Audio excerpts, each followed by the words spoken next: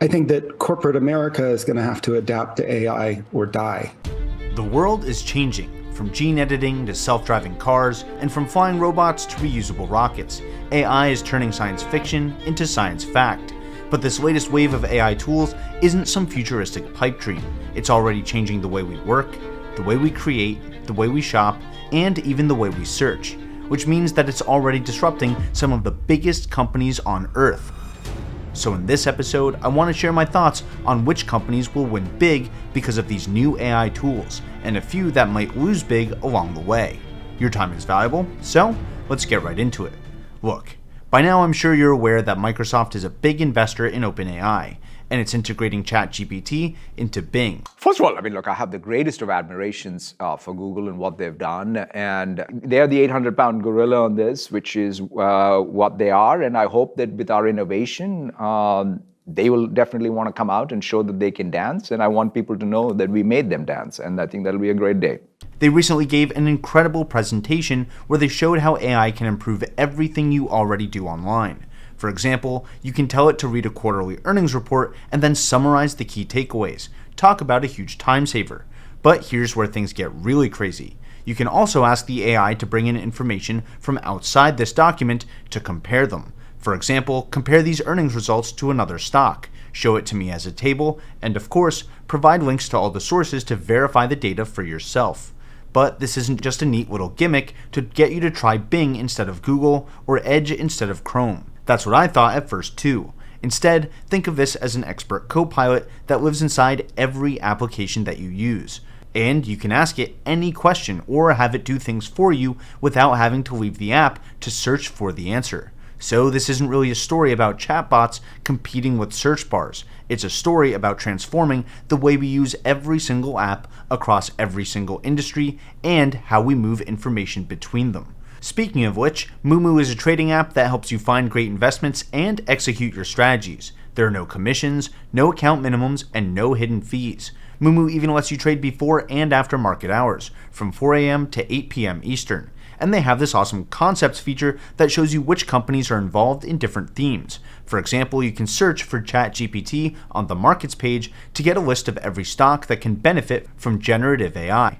Apple, Microsoft, Google, Amazon, Nvidia, every company that I've been focusing on since OpenAI released ChatGPT to the public. This is a very cool way to discover great stocks, but that's not even the best part. Right now, Moomoo is giving away up to 15 free stocks, each valued at up to $2,000. And if you use my link, you get another 2 free stocks. All you have to do is sign up with my link and keep your account above $1,000 for at least 60 days to claim your 17 free stocks. This is a limited time offer, so go download the app using my link in the description below today. Alright, in my opinion, no one does a better job covering big technology breakthroughs and the investing opportunities that come with them than ARK Invest. Well, about a week ago, ARK Invest's chief futurist, Brett Winton, went on CNBC to explain exactly how these AI breakthroughs will change things, why Google really is at risk, and surprisingly, why Microsoft is not the biggest winner to come out of this. Brett, great to have you with us. How should we think about this in terms of long-term advantage, Google versus Microsoft? Who has it?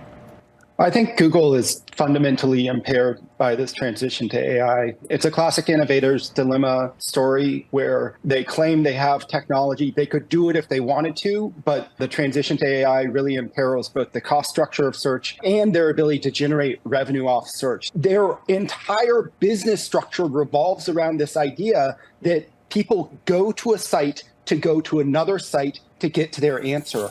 We think that text prompt AI-based tools are going to live inside of software. You're no longer going to go outside of Excel to Google search to look for a piece of data. That piece of data is going to be provided to you inside Excel. And so it'll cut Google search out of that entire user flow and extend that to any economic activity that an employee engages in. I, as someone who uses Excel all the time, I'm looking forward to having an AI-powered Excel. And that AI-powered Excel is going to be better, and I'm going to pay more for it because of the data that Microsoft gets off of Bing. I don't think they're going to try to run Bing profitably because they have such a profitable office productivity franchise that will be superpowered by AI. And that's not even taking into account the potential revenue impact, the potential impact on traffic to search as a pattern for how people operate in the internet. So I think there's a lot of threat to that business model. And so like the stages of grief for kind of Google shareholders is one, first stage, hey, this isn't going to matter. Second stage is, hey, actually, this will make search more costly to perform. Then the third stage is, hey, actually, this is going to impact the number of click-throughs we get from search because it's providing answers. But the fourth stage is, hey, actually, people aren't going to go to search at all. Traffic's going to fall off because the way in which we engage with the material of information on the internet is going to be changed by this. So we are making the point that there is almost a dollar for dollar transfer of market cap from Alphabet to Microsoft in just the past 1 week. Walk us through, if you will, what Microsoft has that you think is innovative, or maybe what they have isn't. And it just shows that Google's model is fragile and is vulnerable.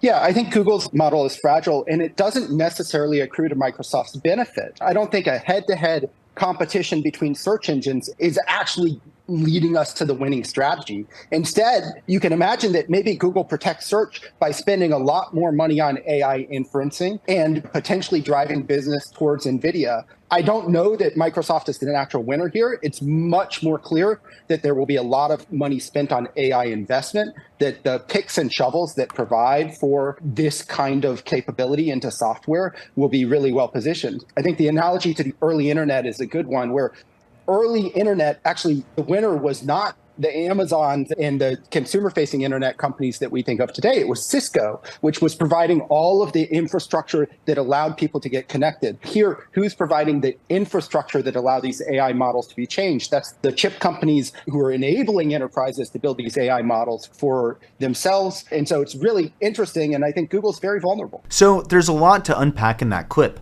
but here are the big takeaways for me. Over the next couple of years, a lot of applications are going to incorporate AI-powered co-pilots to help everyone get the most out of all kinds of products and services. So Microsoft benefits because they have a ton of applications across every part of the user stack, from knowledge work with their Office suite, to searching and browsing the internet with Bing and Edge, to Windows and Explorer for your local file systems, and Azure for everything that lives in the cloud. Because of that, and Microsoft's 49% stake in OpenAI, I think they'll be a bigger beneficiary of this trend than we even realize, especially since Azure's infrastructure is now tailored to support OpenAI's services. On the flip side, Google lost over $100 billion in market cap when they botched their demo of Bard. But I don't think that drop was only because they rushed their demo or because Bard returned some wrong answers. And it's not that Google can't compete, because Google is an incredible AI company, especially when you consider DeepMind. What's really going on is this.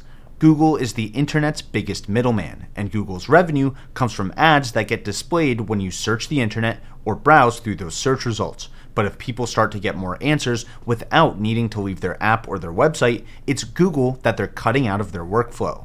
Nothing about Google's presentation really addressed that. But Brett Winton brings up another great point. This isn't just about Google versus Microsoft. The real beneficiaries are the ones providing the picks and shovels, the infrastructure for these kinds of features. That's where NVIDIA comes in. Look, there's a reason I cover NVIDIA so much on this channel. NVIDIA's GPUs were used to train every version of OpenAI's GPT model. The first model was trained on a machine with just 8 NVIDIA V100 GPUs. This current version, GPT-3, is hundreds of times larger than the ones that came before. That means it would have taken 36 years to train it on 8 V100s. But NVIDIA has since released their A100 data center GPUs, which will reduce the training time to about 1 month, even though the models are getting bigger and they're getting trained on much more data. But just like with Google's situation, for every winner, there's usually a loser. And in this case, the loser in the hardware space is Intel. Let me explain why.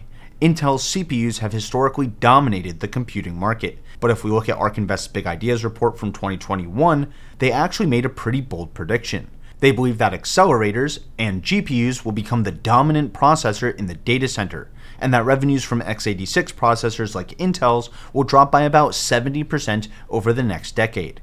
By comparison, revenues from GPUs and accelerators could grow at a 21% compound annual growth rate through 2030, at which point the revenues would be much bigger than those for CPUs today. But while NVIDIA designs GPUs and accelerators, they don't build them. the Taiwan Semiconductor Manufacturing Company does.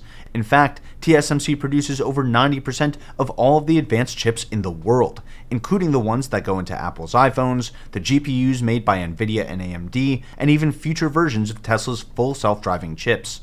In fact, TSMC worked with NVIDIA to create a custom 4nm process just for NVIDIA's chips. The process is called 4N, and it's being used to build NVIDIA's latest H100 server GPUs. These H100s are up to 9 times faster at AI training and up to 30 times faster at AI inference. Talk about a huge leap in terms of AI software and hardware. So if there's a rise in demand for advanced semiconductors because every company is trying to leverage AI, Intel will really lose twice. Once because computing is moving from CPUs to GPUs, which means more server chips will be designed by NVIDIA, and again because they'll be built by TSMC.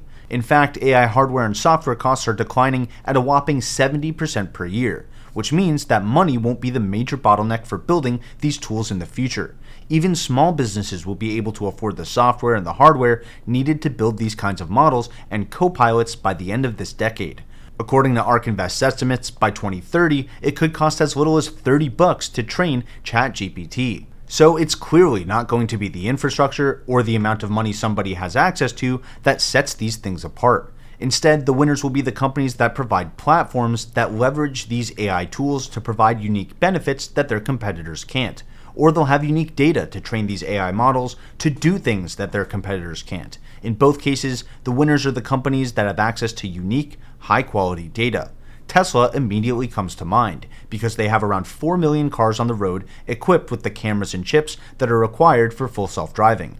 All the data they collect helps refine their self-driving AI, and nobody has access to this data but Tesla, which means that no one's self-driving AI can get trained like Tesla's. Another example is Amazon. They collect tons of unique shopping data, including how people compare similar products and which features are most important to making an actual sale. So they can use all of that data to train an AI to compare products more efficiently and make better recommendations based on what you're actually trying to achieve.